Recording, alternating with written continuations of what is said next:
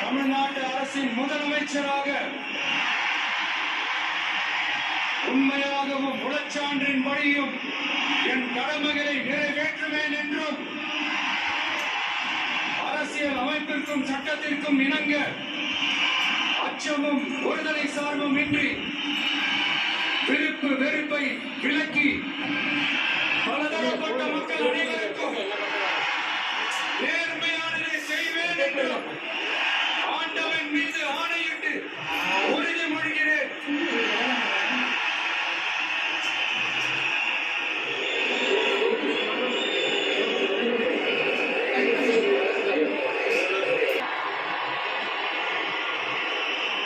தமிழ்நாட்டு அரசின் முதலமைச்சர் என்ற முறையில்